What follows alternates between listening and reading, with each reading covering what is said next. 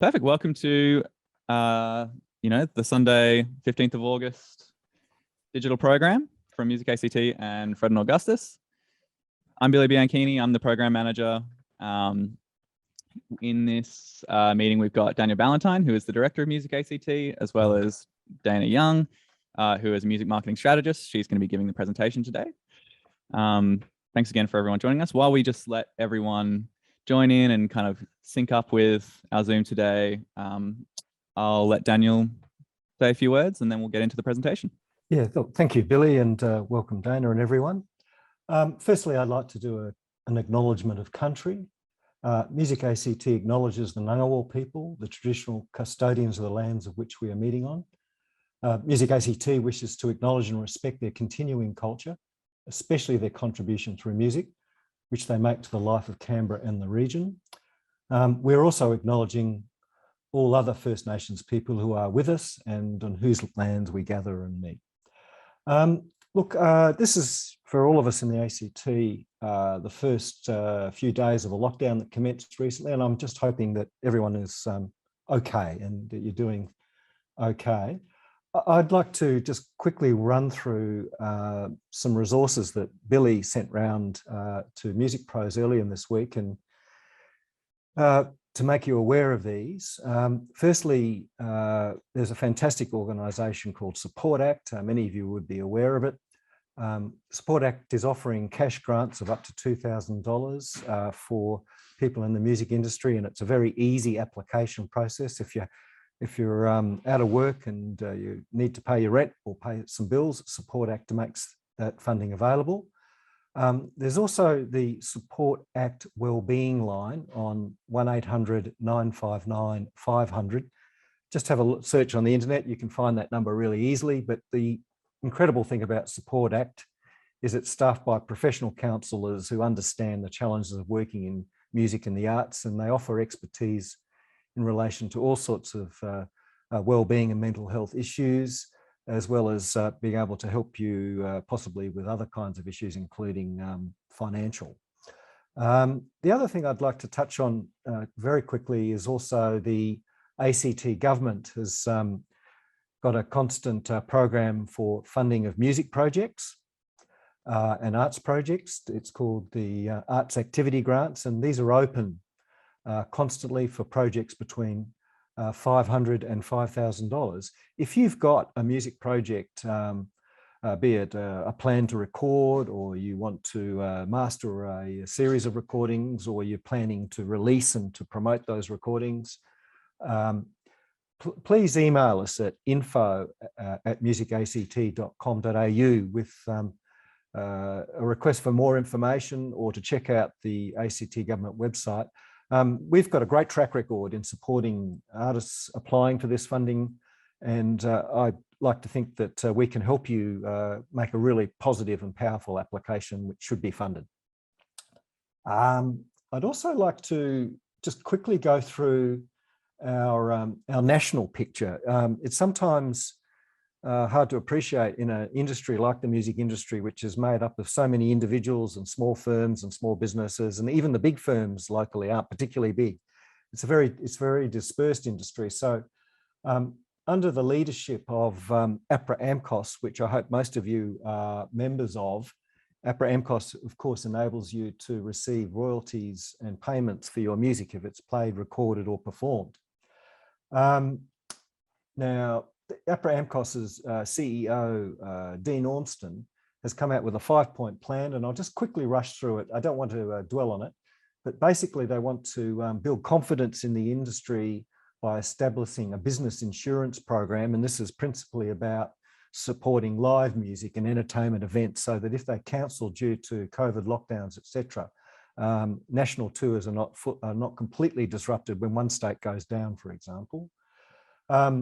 The second point is to recognise musicians and event professionals and staff as important workers where employment requires travel between states. It's fundamental to touring music, of course, and indeed collaborating across the other forms of art and recording.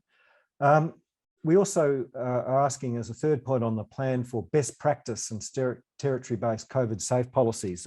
You may not be aware, but how we do things in the ACT is actually quite different from New South Wales, Victoria, Queensland. And this makes it very difficult for people to do things like tour. And we want, importantly, we want to be treated in the music industry much as sport and other mobile professions are being treated at the moment.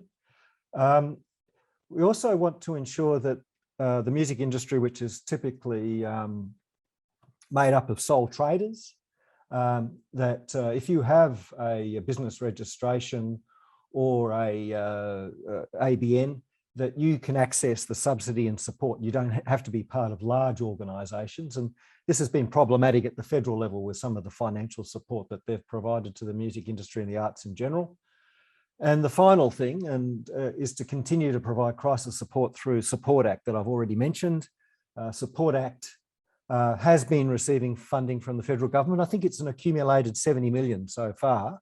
Most of that has gone out in direct financial support, but has also helped build the organisation to provide services to people.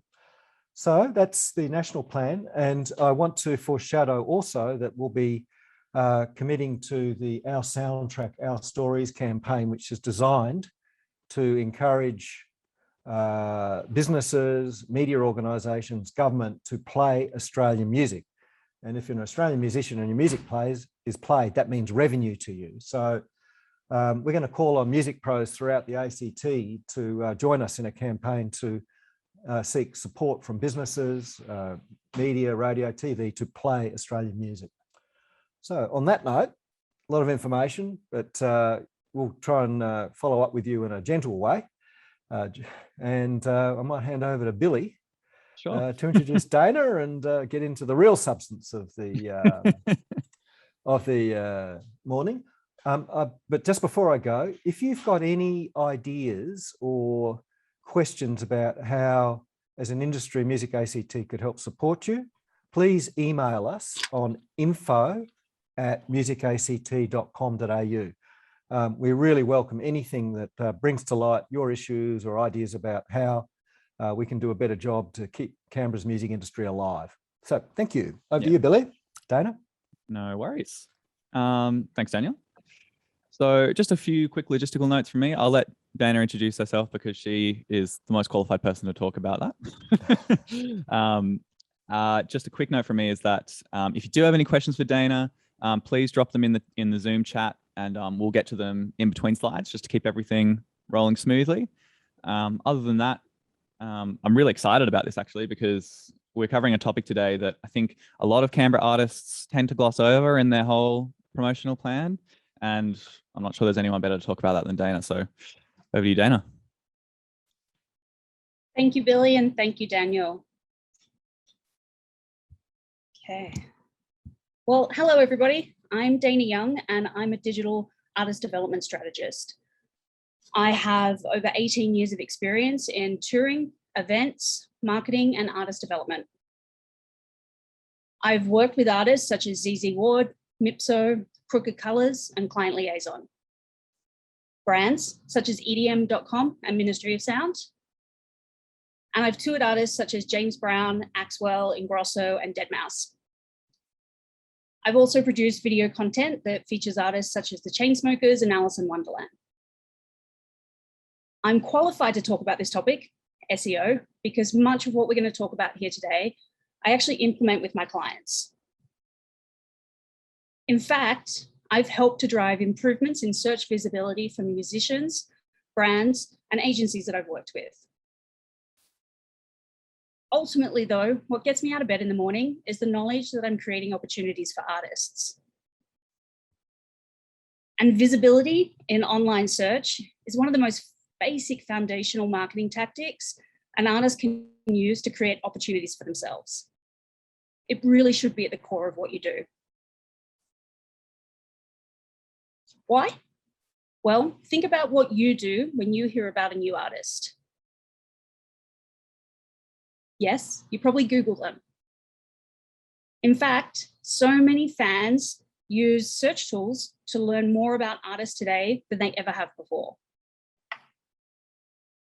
Now that you know a little bit about me, and I can see some familiar faces here from the last webinar. Hi, Alan, hope you're well. Let's hear from you guys. On a scale of 1 to 3, 1 being no knowledge at all of SEO, and 3 being very proficient, where do you guys feel that you stand? Pop it in the chat.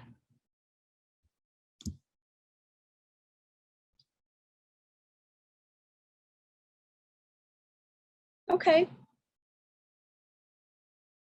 All right, this is a good baseline. Everyone's kind of 1, 1.5 to 2. Well, let's get started. Oh, too far. What is SEO? Well, search engine optimization, or SEO for short. It's a pretty fancy acronym, but SEO is defined as the process of maximizing the number of visitors to a particular website by ensuring that the site appears high on the list of results returned by a search engine. Or simply put here for everyone here today, SEO means optimizing how you appear in search results so that you can grow both your online presence and your revenue. Now, as a broad topic, SEO is actually pretty complicated.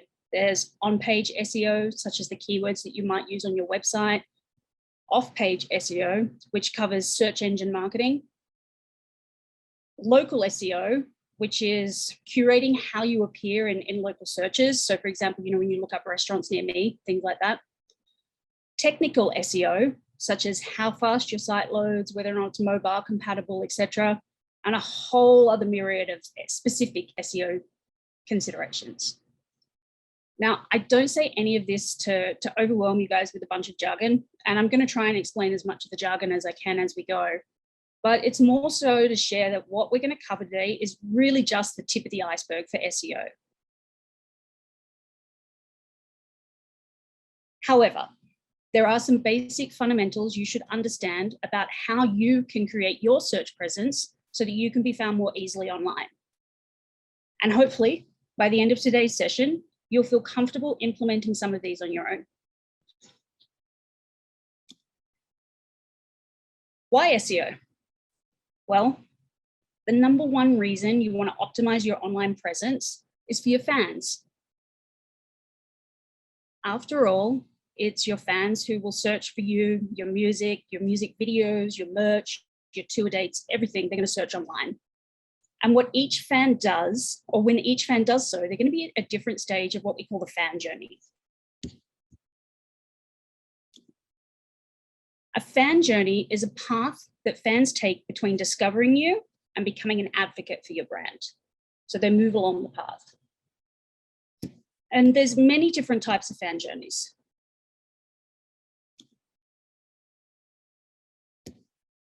So one scenario is perhaps a potential new fan just read an interview about you, and now they want to search for and listen to the song that was mentioned in that interview.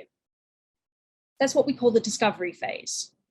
And it makes sense that if you want to be found during the discovery phase, you'd have an artist profile on all the relevant DSP streaming sites. But what if a new fan, or potential new fan, is in the exploration stage? And they want to watch the music video for the song that they just listened to and that they found on the DSP. Do you have a YouTube profile? Is it active? If you don't have an official music video, do you have an audio only version of the track or a lyric video or something like that?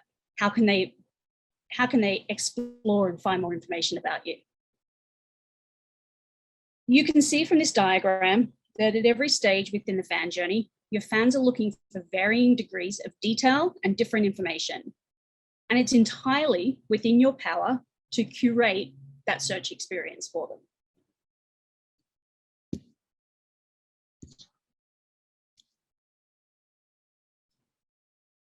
Now, we know that to be found online, you need a presence.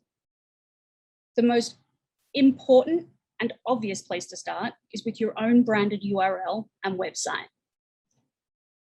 An artist's website is a key tool in engaging fans during all of those stages that you just saw in that fan journey map: exploration, retention, purchase, and advocacy stages.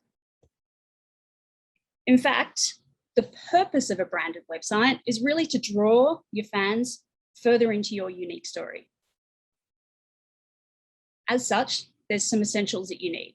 You need a landing page with visual imagery, your music, your social icons linked, and an email subscriber capture form. That's where you really want to start. But if you're going to build this out over time, you'll want to explore adding in your music listening tools, your music videos, your e-commerce store or fan club, your tour dates, etc. All of which should sit within a design which reflects and tells your unique artist story. Now, while SEO for websites, as we kind of touched on a little earlier, is a whole other topic, in short, it's really important to know that Google and other search engines like branded URLs in general, because they demonstrate evidence of an owned online presence.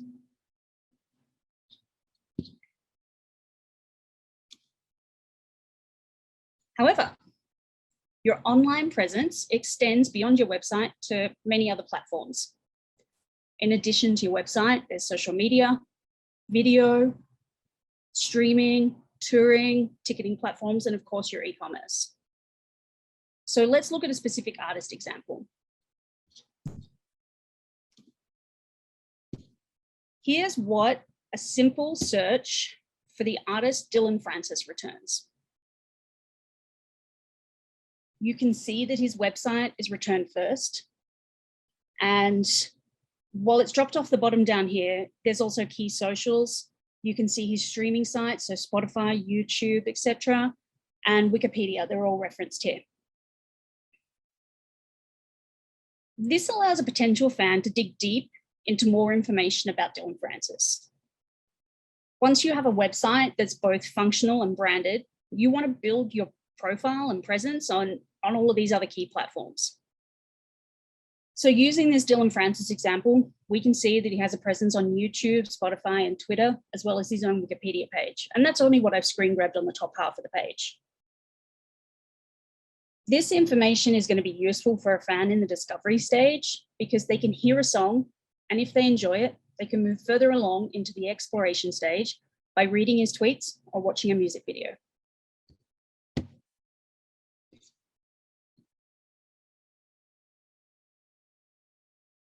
However, let's look at how the search results change when I enter a more aligned term with the retention stage, Dillon Francis tour dates. You can see how the search results returned focus specifically on tour dates, pulling in information from additional platforms that Dillon has registered a presence on. So Songkick, Ticketmaster, bands in town, etc. Simply put, what this means is that in addition to your branded website, you need to ensure you have a branded and active presence on key streaming sites, social platforms, touring and ticketing platforms, retailers, and engagement tools like Genius. Not only does this help fans to find information about you, but it also sends some really important signals to the search engines about what you do, who you are, and how many fans are actually searching for information about you and being returned information that's valuable to that search. Let's look at another example here. Let's look at how the search results change for Dillon Francis when we enter the keywords Dillon Francis buy. An e-commerce presence at the online search level really becomes all the more important because ideally your fans are going to make not one, but repeat purchases from you. And you can see with this Dillon Francis example that there's multiple purchase points for various items, so music, merch, collaborations. In fact, his team have ensured that fans can easily find tour dates and concert tickets, where to buy music, both in download and physical formats, and merch, links to their streaming profiles, and have identified a whole bunch of other places where they can make money from an online purchase. Well, I bet you're wondering, go for it. I've got a quick question for you, Dayna. Sorry. This is actually just a question from me. But with Google, this might be a really basic question. In fact, it is a really basic question. But with Google, you've got, on the slide that you've got up at the moment, you've got this box on the right-hand side. Mm-hmm. And as you've been flicking through these slides, that box has changed the content of it with your search keywords. How do you go about getting something like that for your own artist page, for your own artist brand? Like, what's the process of setting something like that up? Or is it automated? No, so it is a little automated. There are ways in which you can set it up. And I haven't included that information in here today because it goes more into on-page SEO and schema markup, which is a whole other area of the topic. However, much like what we're talking about here today, yes, you can curate it. So these are called knowledge panels. And those knowledge panels, so on your website, typically in the back end, you can enter what are called meta titles, meta descriptions, and your meta titles and meta descriptions into the back end of the website. And so, for example, on this slide where it says official site for Dylan Francis, tour dates, new music and more, that's what's called a meta title. And so you can curate the information that you want to be shared about that page on your site. Right. Now, over time, Google has gotten obviously very advanced and very cluey. And, so for example, if you don't include that, they're going to just choose anything from your page to pull in, and that can sometimes get a little messy. So when you do it, it helps Google to learn information about you. And then over time, it can start pulling things in that it sees are in your ecosystem into that knowledge panel, and it gets smarter and smarter the more people search. However, if you want to curate that knowledge panel for complete avoidance of doubt, then there's a form of coding called schema markup that you can have coded into your website that tells Google at a top level exactly what you want it to say. Wow. That answers my question perfectly. Thank you. And so that metadata information would be like in the settings of your Squarespace website, Usually, it's a little different Squarespace to WordPress. I think WordPress is a plugin and Squarespace is at the page level in settings. Oh, cool. All right. Thanks. No worries. Okay. Well, I mean, I guess some of you guys are probably wondering, well, how can I do this? How can I return this type of information in my search? It's actually pretty easy. So who here has a website already? And who here has a presence on key social platforms already? Pop a comment in the chat.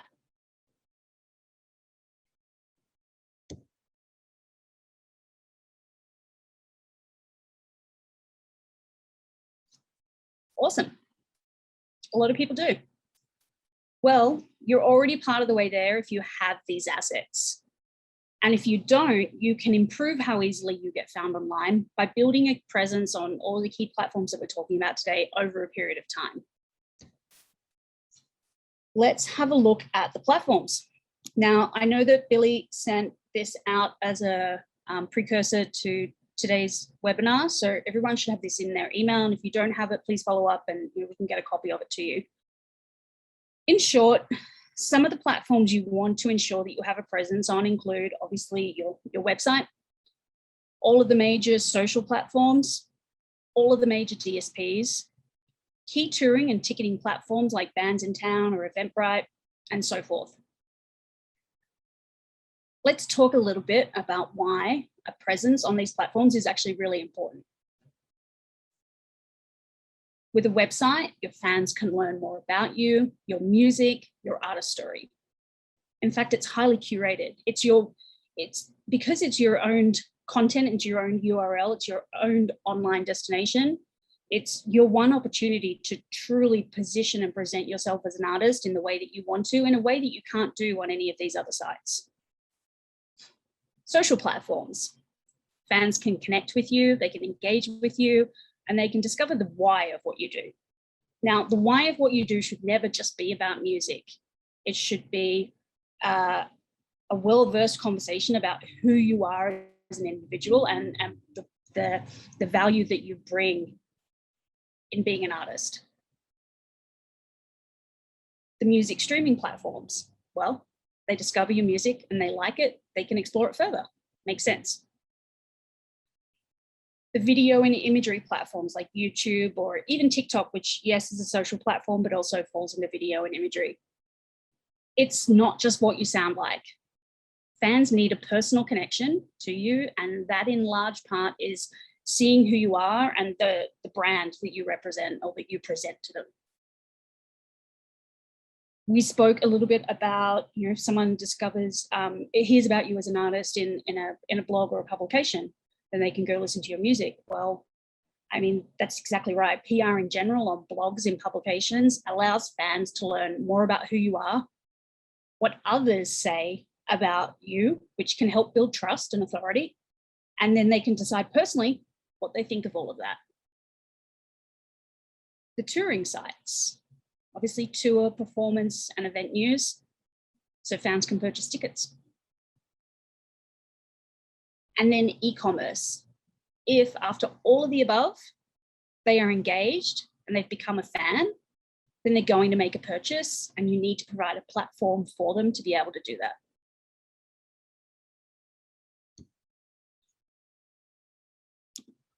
Now, we spoke a little bit about Google likes to see that you have an owned URL and things like that. That's part of the Google ecosystem. With your online platforms active and populated with information about you, you're really going to want to make sure that you have a presence within the Google ecosystem. Google likes to see that not only do you have a broad online presence, but that you have one in the communities that it feels the most relevant, which are its own.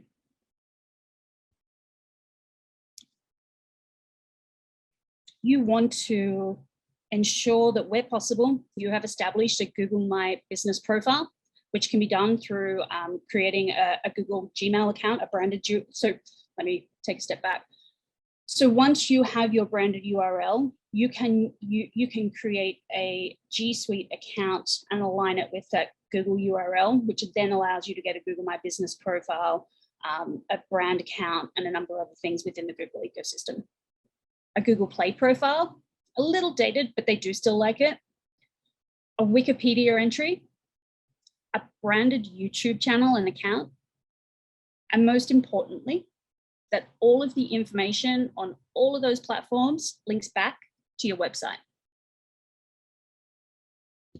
Now, while a presence on all of the Google offerings won't be immediately viable, for example, it can take time to build the type of profile and body of work required for a wiki page. A presence on these platforms really does help Google understand your digital presence better. The stronger that digital presence, then the more easily you can be found online. So the takeaway from today is that list that we've shared. Over time, build up a presence on those platforms, ensure that you actively have a presence on those platforms. So not that just that you register your account, but that you're, for example, with Bands in Town, when you have new tour dates, that you do the push out and things like that. So you're actually participating in the platforms and maintaining the integrity of the information. In fact, once you have strong SEO in place and you maintain the integrity of the information on those platforms, SEO really kind of works actively in the background from there for you. It helps you avoid getting lost in the noise by bringing fans to your website, your music, content, or product offerings. And it does this in a way that means you don't need to actively promote yourself. Now, that's not to say that you shouldn't actively promote yourself and your music, more just that these websites are going to work in the background and do part of the work for you. In fact, making sure you can find your fans online is incredibly important, but making sure that they can find you is actually priceless.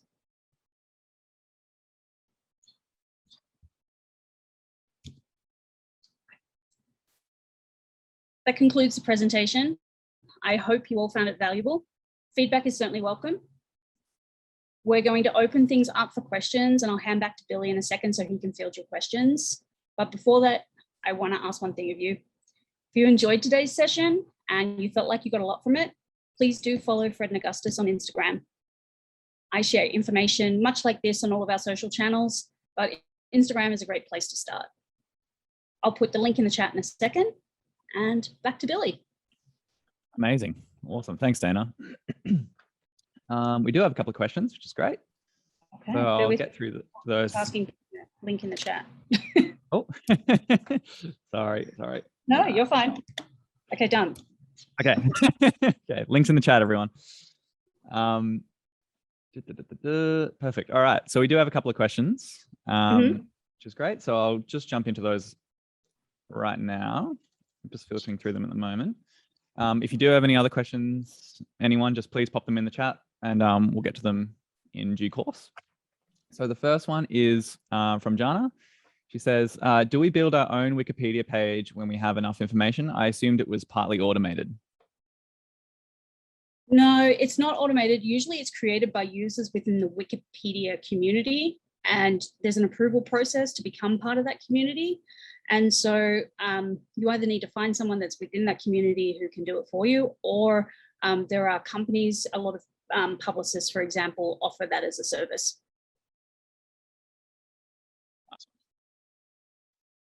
No. I hope that if you want more information on any of these questions as well, please just pop that in the chat as well. The next question is from Alan. Alan says, is the Google search for yourself by yourself the same as what a stranger would receive? Are search results targeted to the person? Yes, to a degree. So they're somewhat localized and they are somewhat targeted to the person, and they will, you know, for example, when sometimes you search in best restaurant in, and then it kind of pops up with like your town or things like that. The Google AI is very good at